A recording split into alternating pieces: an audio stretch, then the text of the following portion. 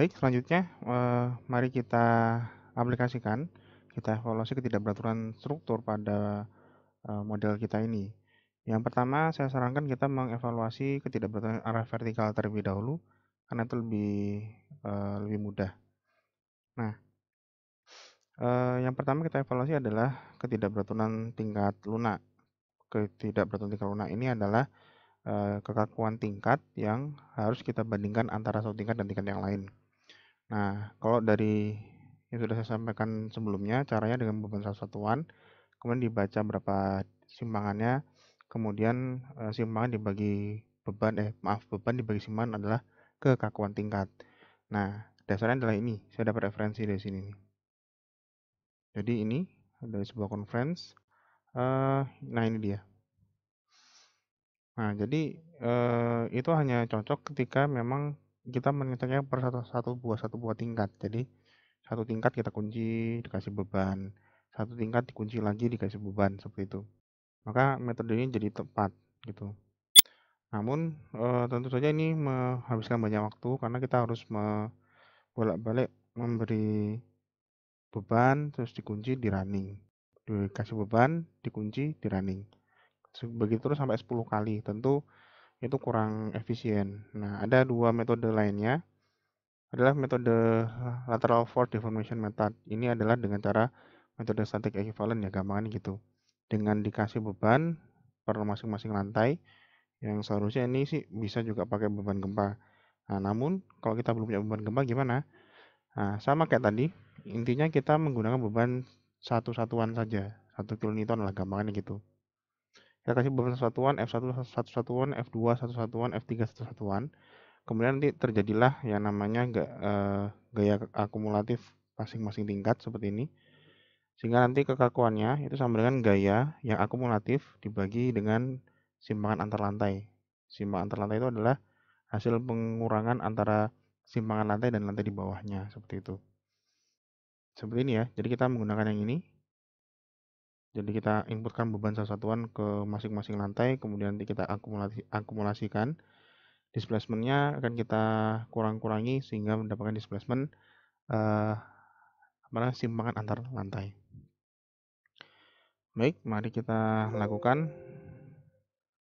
Caranya adalah dengan memasukkan beban satu satuan saja ke dalam beban quick ini yang user load. Nah ini, untuk beban arah X kita asumsikan beban satu satuan bekerja dari mulai lantai atas sampai dengan lantai 1. Nah, untuk evaluasi ketidakberaturan ini, eksentrisitas diafragmanya kita nolkan dulu. Jadi kita anggap memang gaya ini bekerja di pusat masanya. Kita klik OK. Karena ini hanya untuk mengevaluasi ketidakberaturan kekakuan dulu. Kemudian begitu juga yang arah sumbu Y ini kita taruh di center of mass. Jadi ini nolkan dulu.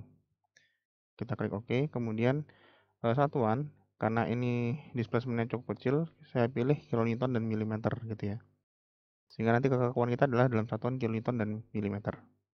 Kita running biar lebih ringan, modalnya nggak usah. Kemudian date sama added sebetulnya nggak perlu, karena yang kita uji adalah kekakuan lateral gitu ya. Jadi cuman EX dan EY saja cukup.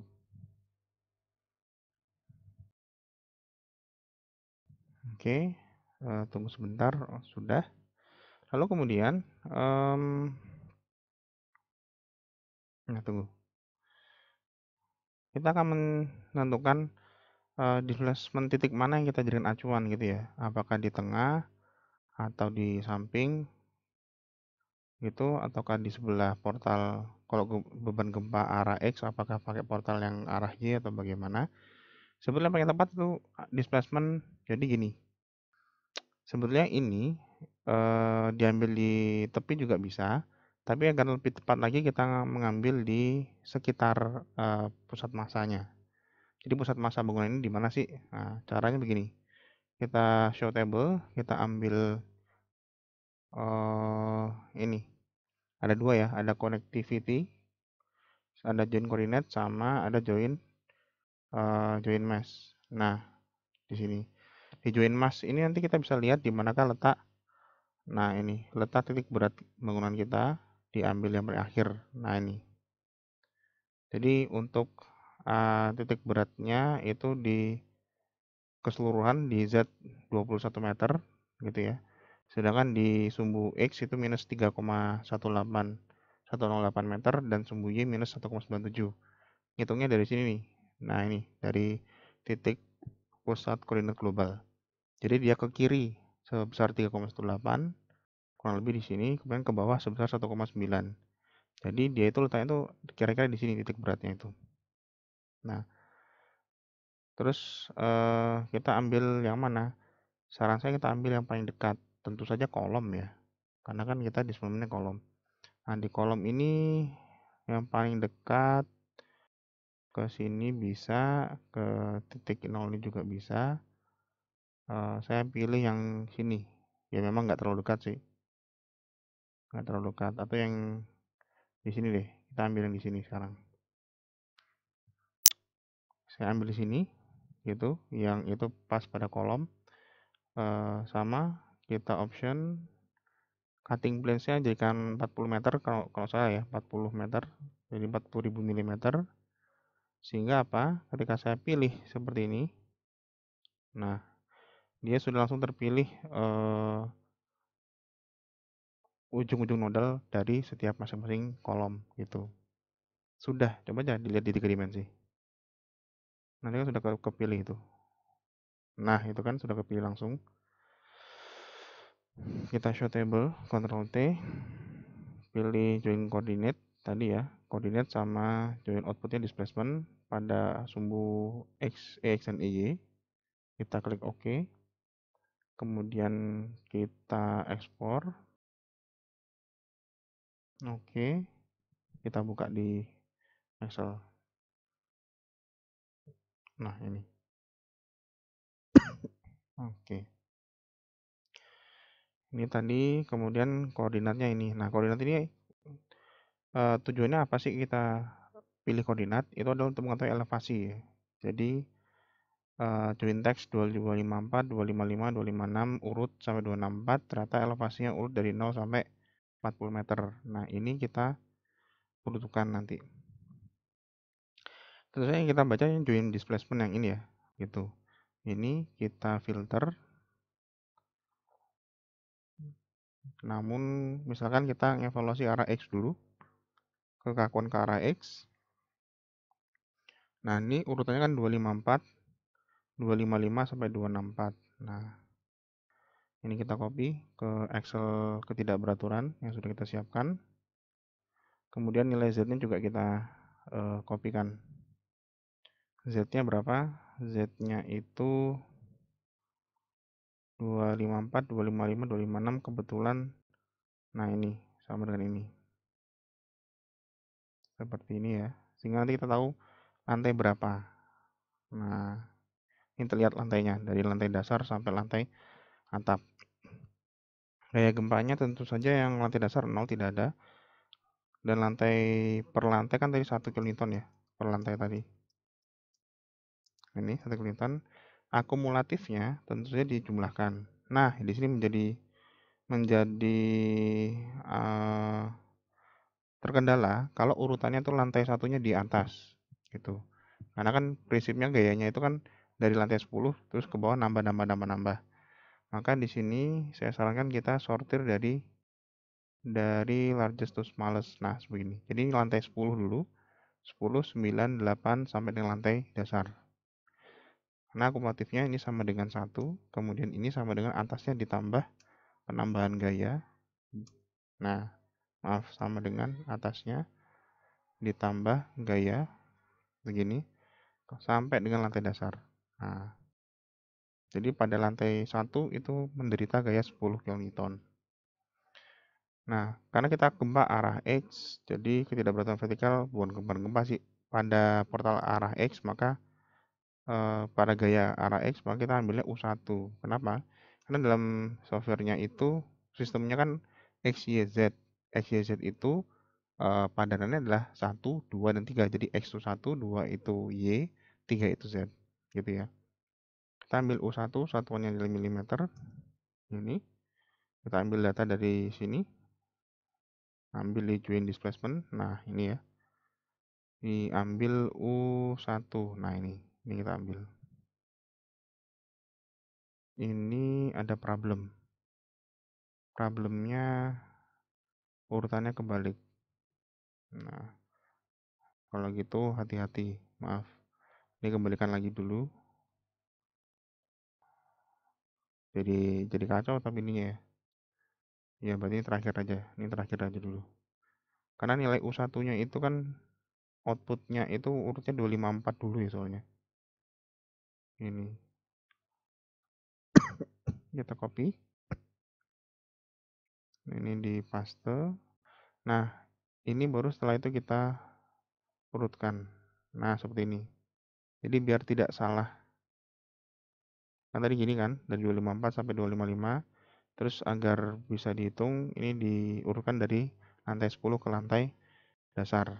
Nah, 1 sama dengan atas ditambah sampingnya.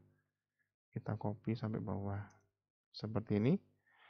Kemudian kita hitung displacement simpangan antar tingkat dengan cara dikurang-kurangi. Jadi 10 kurang 9, 9 kurang 8 sampai dengan 1 dikurang 0. Nah, ini. Maka kekakuannya adalah gaya dibagi simpangan antar lantai. Satuannya kilonewton per milimeter. Nah, ini adalah kekakuan tingkat. Gitu. Kemudian kita buat rumusnya, ingat dia harus tidak boleh kurang dari 70% kekakuan tingkat di atasnya. Maka kita, ini agak tricky. Kita dari lantai 1 ini. Lantai 1 ya. Berarti lantai 1 dihitung dulu sama dengan 0,7 dikali lantai di atasnya. Ini. Gitu ya. Oh, maaf. Sama dengan 0,7 dikali lantai di atasnya. Nah, seperti ini. Kita copy ke atas. Seperti ini. Pada lantai atap tentu saja tidak ada pembandingnya. Gitu. Statusnya ternyata di sini ini 0 ya, karena kan pada lantai dasar itu tidak dievaluasi. Jadi pada lantai 1. Ini juga tidak bisa sebenarnya nggak bisa dievaluasi, yang lantai 10 kan nggak ada pembandingnya di atasnya. Nah, di sini untuk 70% kekakuan lantai di atasnya dia masih reguler. Nah, kita cek ke syarat kedua. Syarat kedua adalah 80% rata-rata kekakuan 3 tingkat di atasnya. Sama dengan 0,8 dikali average dari 3 tingkat di atasnya. 3 tingkat di atasnya, berarti ini. Ini, gitu ya. Kita copy ke atas. Ini tidak perlu.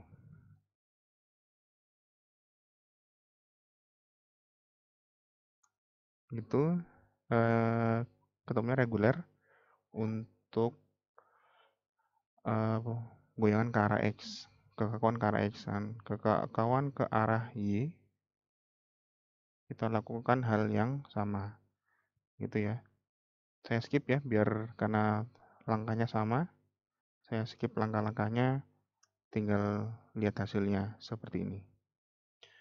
Nah, ini dia sudah jadi pada arah goyangan ke arah Y, maka kita membacanya U-nya U2 gitu ya. Kemudian selebihnya sama, kebetulan ketemunya reguler semua. Jadi gini, hebatnya adalah kalau kita mengambil titiknya dari sahab tadi, mengambil yang di pusat massa, kurang lebih dekat pusat massa ya, maka dia bisa langsung digunakan baik untuk displacement ke arah X maupun ke arah Y gitu. Nah, kenapa kok kita tidak membuat titik baru? Karena memang sebenarnya kita butuhkan tuh displacement di kolom, titik-titiknya di kolom, jadi gitu loh. Nah, kebetulan kolomnya kan adanya paling dekat di sini kurang lebih di pusat massanya gitu. Itu ya, itu keunggulannya kalau kita pakai pusat massa, maka titik tersebut bisa langsung digunakan untuk evaluasi baik itu arah X maupun arah Y. Jadi di sini ketemunya reguler karena kekakuan tingkatnya tidak lebih kecil dari 70% kekakuan tingkat di atasnya. Semuanya melebihi, dan juga kekakuan tingkatnya tidak lebih kecil dari 80%, rata-rata 3 tingkat di atasnya. Ini kan kelihatan. Jadi semuanya lebih besar daripada persyaratan. Itu. Kemudian lanjut ke tidak beraturan massa.